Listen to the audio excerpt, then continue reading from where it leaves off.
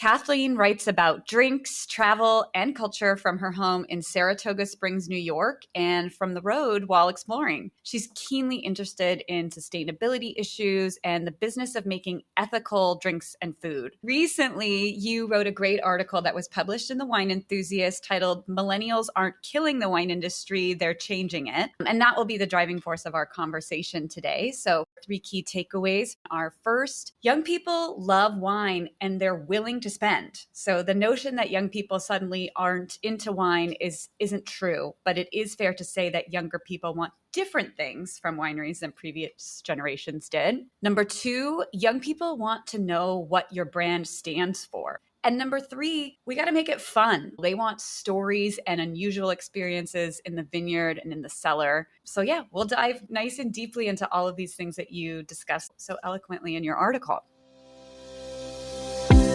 Welcome to Masterclass U.S. Wine Market with me, Barbara Fitzgerald. In this show, we'll break down the complexities of selling wine in the U.S. by discussing the relevant issues of today with experts from around the globe. Each episode serves up three key insights to help elevate your winery's presence in the U.S. market. So grab a pen and paper and let's pave the way for your success in the U.S. Hi, everyone, and welcome to Masterclass U.S. Wine Market. Today, I am thrilled to welcome Kathleen Willcox to the show. Kathleen writes about drinks, travel, and culture from her home in Saratoga Springs, New York, and from the road while exploring. She's keenly interested in sustainability issues and the business of making ethical drinks and food. Her work appears regularly in Wine Searcher, Wine Enthusiast, Food and Wine, The Drinks Business, Wine Industry Advisor, and many other publications. That's awesome, Kathleen. Thank you so much for making the time to be here with us. I'm really excited to chat today. Thank you for having me. My pleasure. Me too. I have to give a little nod to upstate New York. I went to Syracuse, so Saratoga Springs was our neighbor. That's awesome. Yeah, I love upstate New York. I lived in the city for many years, but for me, it's a great place to just have a community and raise a family. Oh, wonderful.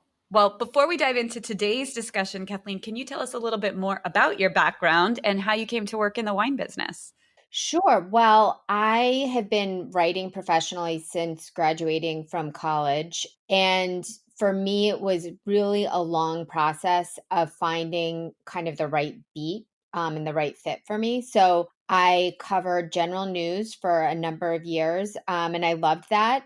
But I always wanted to find a specific niche. And honestly, especially considering the media landscape as it is, I'm really glad that I did that. So I tried a bunch of things. I wrote about finance, I wrote about business. And then eventually it was just a matter of winnowing down my personal interests and kind of the realities of what was available. And the wine industry married everything. You can write about business, you can write about the environment, you can write about culture, and you can get into the nitty-gritty of human stories, which is what I love to do. That's amazing. Yeah. I don't think we pause to talk about that enough, kind of well-rounded point of authorship this can be for writers like yourself. Yeah, you can cover so many different topics within wine. And the thing that I love about wine is there's always something to learn because there are so many different grapes and regions. So No, I'm entirely biased, but I think this is another plug for why the wine industry is the best. I agree. Again, I'm biased too. But if you're talking about any of the other industries where mentorship and education were historically important, as far as I know, wine is really one of the few where people really still take the time and invest in educating people, spending time with them, and they're excited. If you don't know something, instead of making you feel silly, they get excited because they get to teach you, which is really cool. That's such a great call out. Like apprenticeship is still such an important part of the wine industry. Absolutely. Okay, well, we could wax eloquent all day about how romantic this industry is, but Also, recently, you wrote a great article that was published in the Wine Enthusiast titled Millennials Aren't Killing the Wine Industry, They're Changing It. And that will be the driving force of our conversation today. So, with that in mind, our three key takeaways for this episode and what we're really excited to dive into with you, Kathleen, are first, young people love wine and they're willing to spend. So, the notion that young people suddenly aren't into wine isn't true, but it is fair to say that younger people want different things from wineries than previous generations did. Number two, young people want to know what your brand stands for. And this is true for both millennials and Gen Z, as you'll tell us about. They care more about the environment, social values behind brands, more so than previous generations. And number three, we got to make it fun. Younger people don't want just a flight of wine and maybe a cheese pairing, as you referenced in your article. They want stories and unusual experiences in the vineyard and in the cellar. So yeah, we'll dive nice and deeply into all of these things that you discussed so eloquently in your article. Well, thank you. One of the things that I find really interesting about kind of the current pattern of interest in wine and consumption is that, millennials, it's a huge generation. There are 83 million, and Gen Z, which is right behind them, that's pretty significant as well. It's 69 million, and they're contributing trillions to the economy. So what they want and what they think really matters. And one thing that they do more than any other generation, I would argue, is they pay for things that they believe in. So that comes in a variety of forms, but they want brands, especially wine and food brands or drinks and food brands, to be environmentally responsible and in many cases to be socially responsible. And they are extremely educated. They know how to find out what these brands are doing. It's not, obviously it's not rocket science. We all have computers in our pockets now.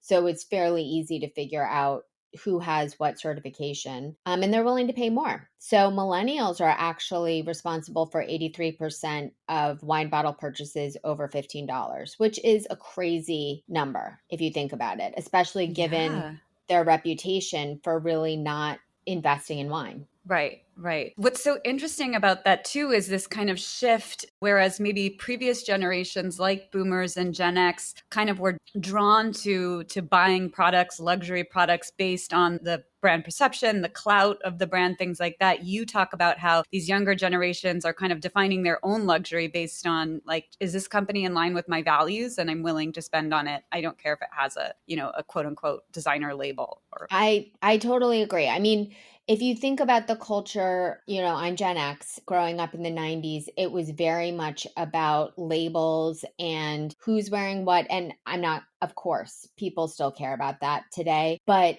there has to be more to the story. There has to be more than just something flashy. There has to be real content and real authenticity behind whatever it is that is being sold, or whether it's a bottle of wine or a pair of jeans. Yeah. Well, let's kind of start at the beginning here a little bit too. So your article really challenges the assumption that these younger generations are turning away from wine. And what do you think is driving that misconception?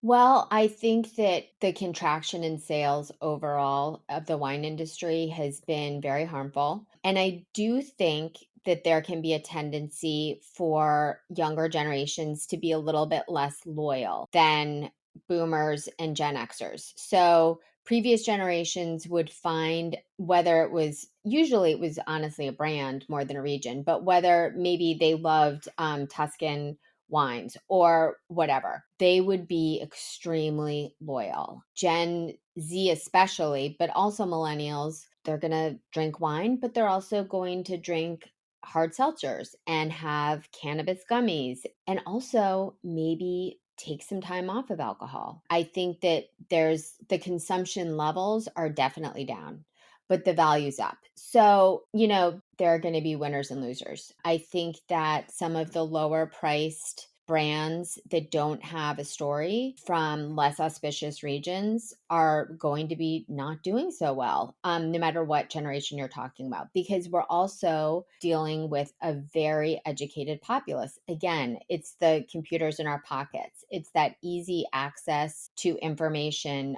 20 years ago, if you went to a wine store, you would really rely on the person's recommendations behind the counter. Today, you can just shop and do the research while you're there, or you can buy online, or, you can also follow. This is another thing that is very controversial, but it's the reality. You might follow the recommendations of an influencer or friends more than previous generations would have. Right. But I think the interesting thing about influencers is they do a phenomenal job at building trust with Oh, I their totally agree. base, with their following. And so, they have their lane of what their preferences are. And so I think it's a great source for recommendation. Yeah, no, I personally follow recommend because it's like critics used to be 20 years ago. You know Yeah. your own palate and okay, Robert Parker says this about this Cabernet Sauvignon, which means I'm going to think this, whether it's good or bad. And I have the same relationship with a lot of influencers and wine writers. If they love something, that might mean that I will love it too, or it might mean it's not for me. But it's Yeah. helpful. It's a helpful guide. In your opinion, is the kind of shift to following recommendations of influencers, is that just because of the sheer availability of influencer recommendations? Or do you think it has to do more with, again, these younger generations really want to know that the brands that they're aligning with share their values? And if the influencer that you trust believes in this brand, then by proxy, you can believe in it. I think that there's room for both. And I also think that there have been some movements with serious wine critics to put information in their reviews about, like, say, a bottle's weight. But it's a lot easier to do that in an Instagram post or in a video where you can talk about how heavy a bottle is or how light a bottle is, why that's important, and really talk about other things too that wine critics would never get into. Maybe it's something very casual, like this is a perfect wine to bring to the beach and here's food to pair with it. And you can do that in 30 seconds. Whereas a lot of these other articles were long. They were, I think that there's a room for both. I personally love, obviously, reading critics and reading long articles, but not everyone has time for that. And not everyone Yeah. wants to. Yeah. It's a difference kind of between that like bite-sized, digestible information versus the long form. Right. And I also think that influencers get so much hate. I think that there are some really great influencers out there, and they're serious entrepreneurs and serious business people who also have a great education in wine. And, I take them seriously. Yeah, absolutely. I agree with you. There's no connection, no affiliation to her at all. But one of my favorites is Confidence Uncorked. I don't know if you know who she is, but I don't know that. I'll have to check it out. she's really good. Okay. Good to know. So you acknowledged earlier that millennials are, I think you said 83% of the purchases of wines over $15, Hmm. but they are buying fewer bottles at higher price points. So Right. how do you interpret this behavior? What does it say about the millennial relationship to wine? I think that they're drinking less and they're drinking better. I think that they are making choices and I personally, again, I'm a Gen Xer, but I drink so much less than I used to. I mean, partially it's lifestyle. I'm a mom, I work full time. I'm not in my 20s living in New York City anymore. But I feel like if I were 20 and living in New York City right now, I wouldn't be drinking as much as I did when I was in my 20s. Like the culture's just shifted. People are a lot more, let's face it, they're nervous about health and they're a lot more conscious about the impact that alcohol can have on them, the next day or down the line 20 years. So I think people are a lot more eager to, and I mean, I know speaking for myself, I would be much more likely to split a bottle among friends of an organic, really nice wine that I love and that is going to pair well with my food as opposed to, like going out and getting cocktails pre-gaming and then like getting wine with dinner, which used to be the norm.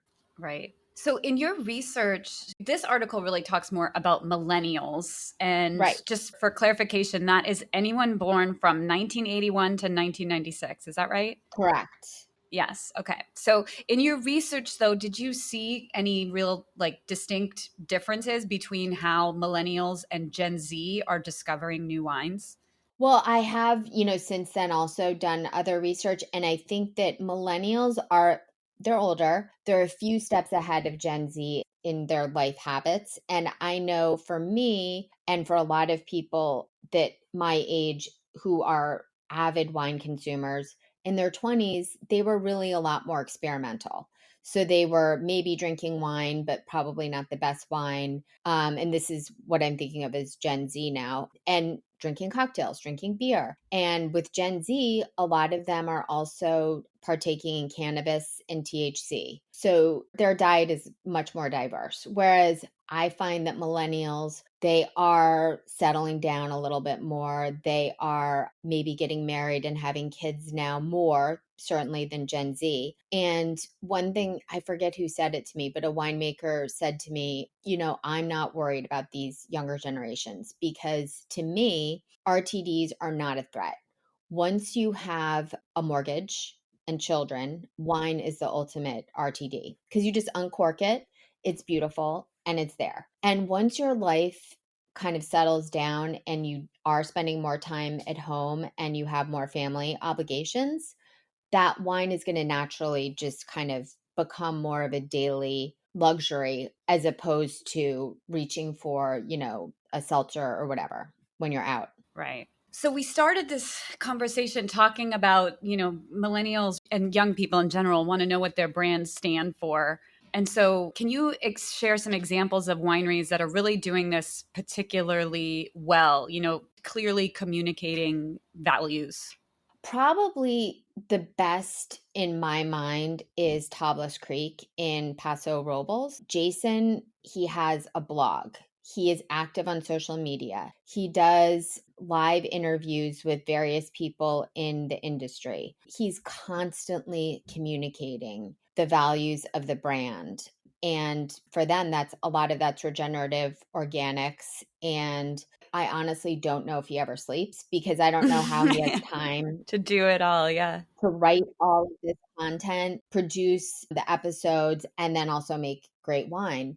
But he's managing to do it. And they're also very good at showcasing some of their regenerative values in ways that are easily digestible, that don't require a great deal of attention span. I mean, you can see their pictures of sheep and whatever else wandering around the landscape. And then you can go and learn more if you're interested in why sheep are so positive for regenerative organic agriculture. I fully agree with you. I think what Tablas Creek does is amazing, Jason's efforts. And what I also think he does particularly well is he communicates to both the trade and consumers. So he kind of shares some transparency for the benefit of trade and others that's really meant to draw consumers in. And it's like this nice amalgamation of the two that keeps him relevant in everyone's mind.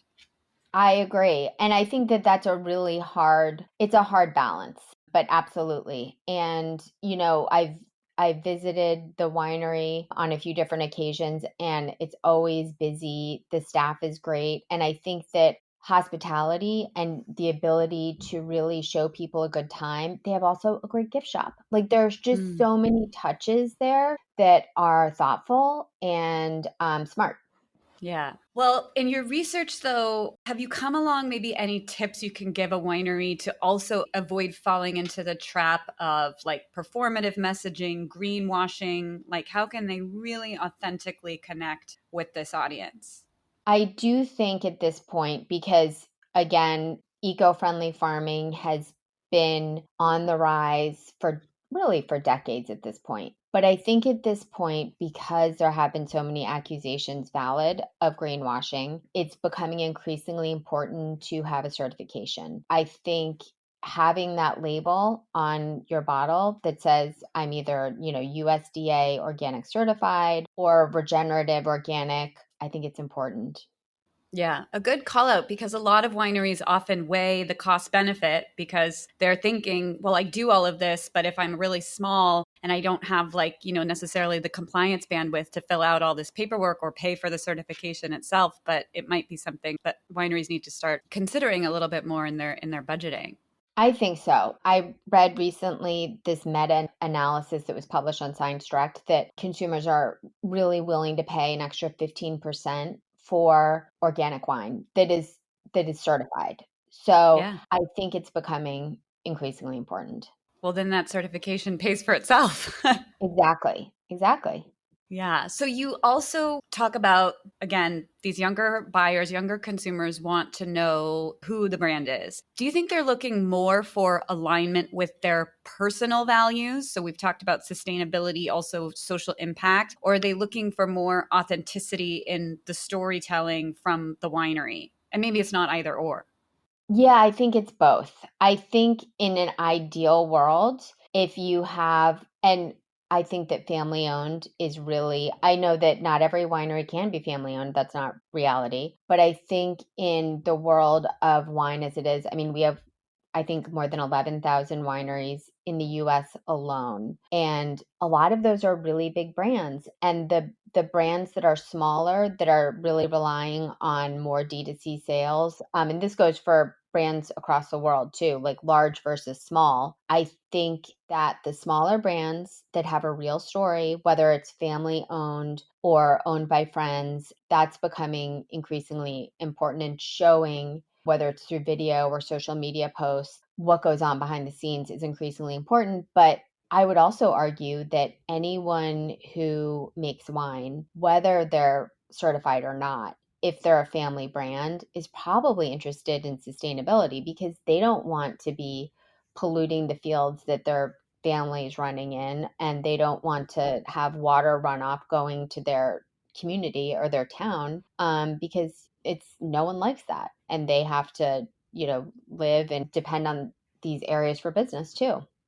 Yeah, definitely kind of always living the adage, leave the land in better condition for the generations to come. Right, right. And there are, I mean, it's hard. The reality is, like, there are regions where it's really challenging to do organic farming. So I think also being honest about that. And I've had really interesting conversations with winemakers who say, listen, I would love to be totally organic, but if I was, I would really imperil my brand because occasionally we get this certain form of pest or mildew that could be much more easily and sustainably treated with, say, a very targeted, non harmful spray with chemicals Hmm. versus dousing the field in copper. So I think having the room for nuanced conversations is important too.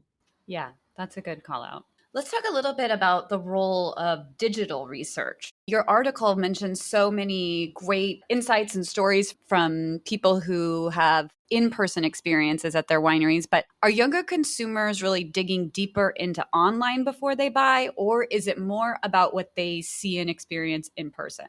I think it depends on their budget.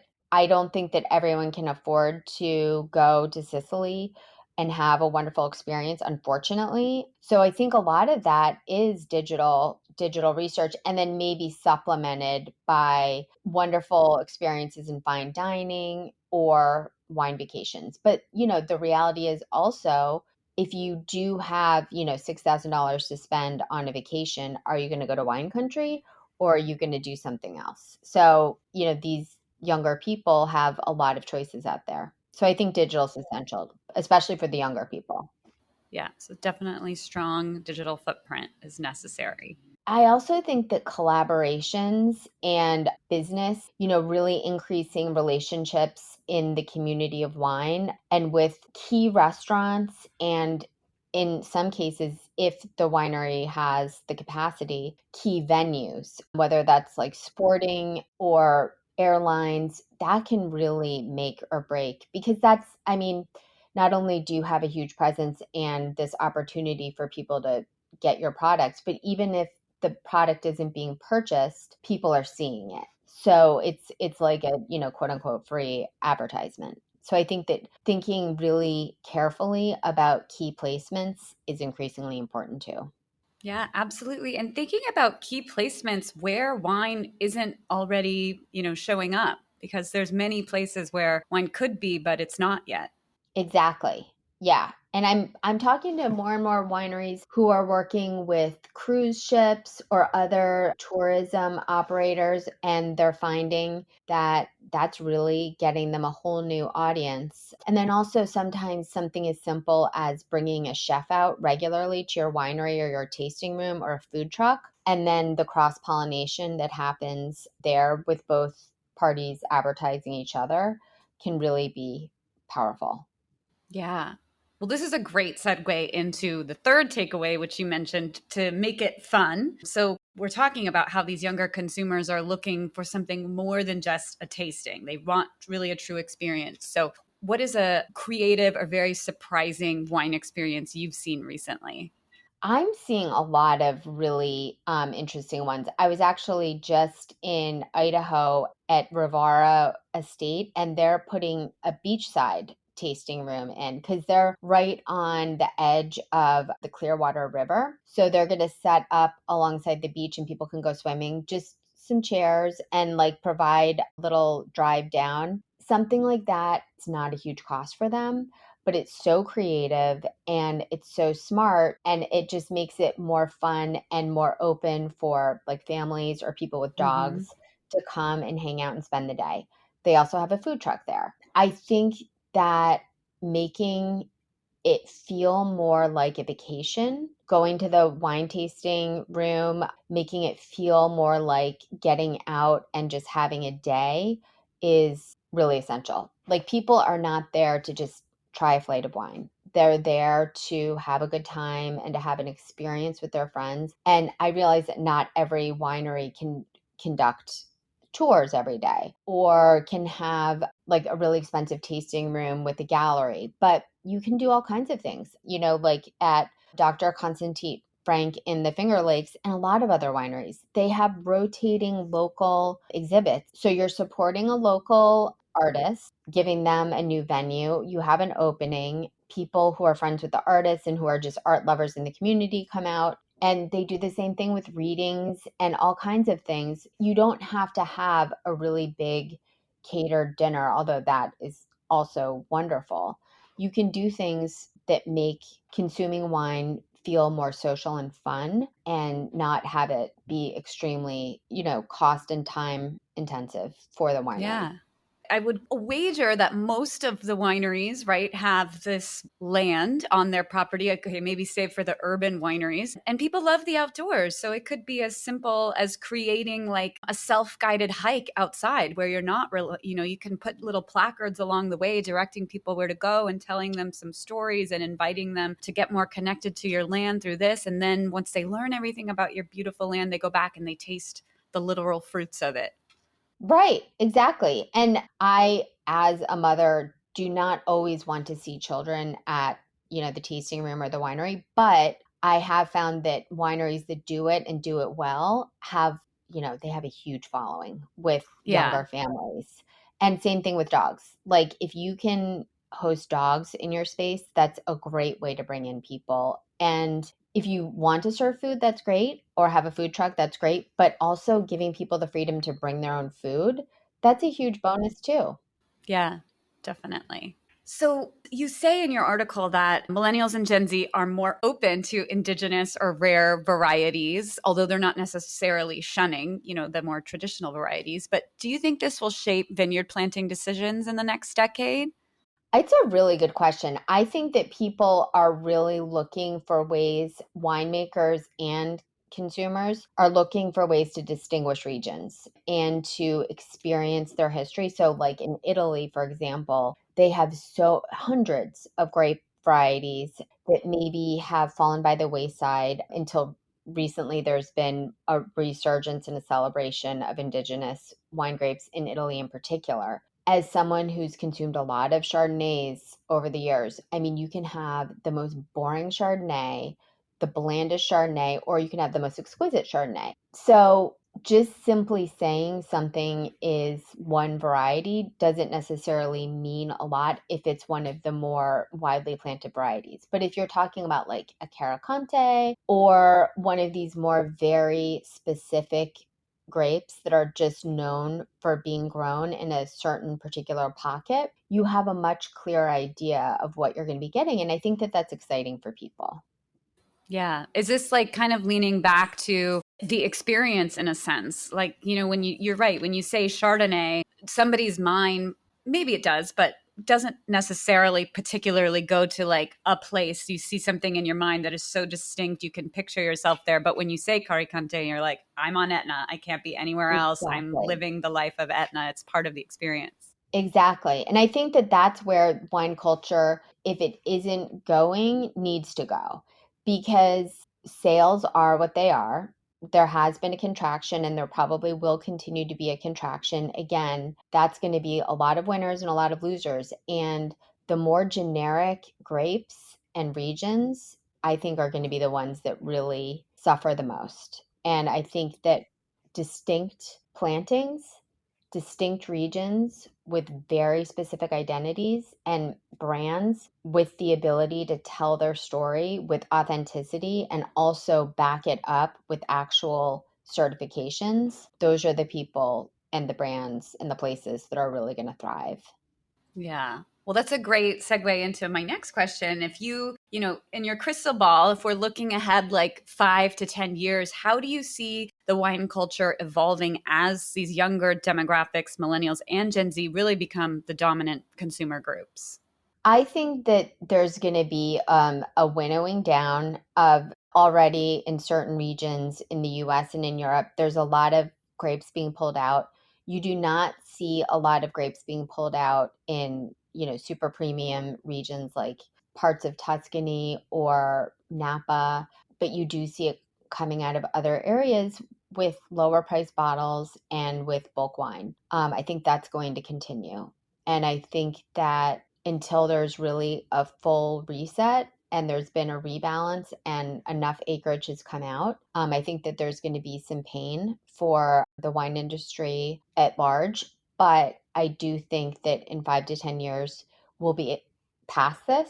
And it will be a case of, yes, there's going to be like the Budweiser of wine, where, it's just like very basic, very inexpensive. You know what you're getting. There's no vintage variation. And then it's going to be a big jump up to really high quality, speaking of the terroir, of the place, of the vintage. And, there's the medium, the in the middle, that's where there's going to be a lot of loss. Yeah. But do you think even those, to quote what you said, those Budweiser, quote unquote, brands are going to have more of these values that we've talked about? Do you think they're going to have more of a focus on sustainability, organic farming? I think that definitely environmental sustainability, there's room for that. I think there's been a big backlash against DEI, and most large brands are not going to, at least in the current situation, are not going to buck that trend. But I think that it's inevitable that more and more brands are going to find the need to go with some sort of certification. Yeah. Okay. My last question before we start to wrap it up. If you had one piece of advice to give to a winery that, today really truly wants to connect with younger consumers, what would it be?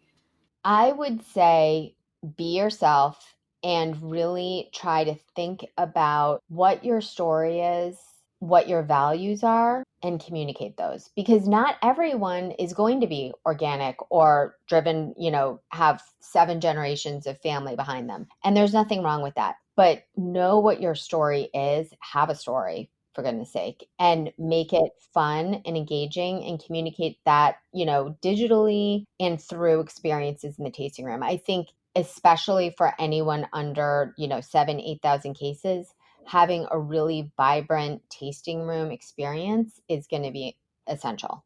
Definitely. I think, it's about finding that human connection, right? And what a way to do it than being in actual contact with the people. Exactly. Okay, well, as we start to wind it down here, we like to ask our guests what we call a rapid fire quiz with 3 questions that try to help our listeners better understand the US market and also the lessons of today. So just answer in a couple sentences if you can. But number one, what is your number one tip for mastering the US wine market? I would say remembering that wine is about connection and community before it's about sales. So sales come and go, we all know that, but the emotional connection that you have and an iconic experience won't be forgotten. I can't tell you how many glasses of wine I've shared on vacations that have felt just life-changing. It was the sunset, it was the people, and it was the wine.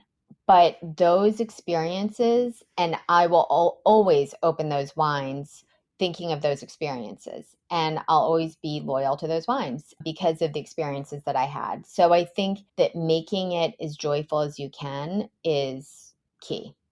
Yeah. And what it sounds like you're saying there is that the emotion and the joy drives the sale. So if you focus on the emotion and the joy, the sale then kind of comes naturally. I agree. Yes. Okay. Number 2, what is something you would have told your younger professional self about selling wine in the US?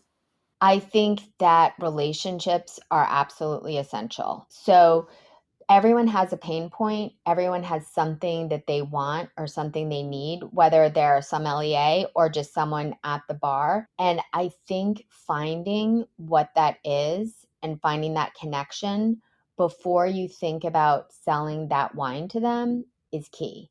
Because once they feel like you understand what their pain point is or what their interests or needs are, then they're going to be a lot more open to a sale. And I mean, relationships, as we know in the wine industry, are everything. So I think really doubling down on that now is essential. Yeah, that's great advice. No one wants to be sold something they don't feel like they need or that doesn't meet the needs that they have. Yeah. Exactly. Okay, number 3, what is your favorite travel hack? Because we move around a lot in the wine industry. So what's some good practical advice you can give here? So these are ones that I've borrowed from other people, and they've really changed my life. So basically, when I get on the plane, if I'm going anywhere where there's a time difference, I immediately change my phone to that time zone. And I just try to kind of brainwash myself into thinking I'm in that time zone. And then once I'm there, I spend as much time outside as I can because your circadian rhythm really needs the cues of the sun going up and down and, night falling to adjust. So those definitely. And then I also always have an eye mask on the plane so I can block out the light, and I have earplugs because I don't know about you, but a lot of the hotels that you're staying in, they're noisy and the fridge is, blaring all night. So it really helps.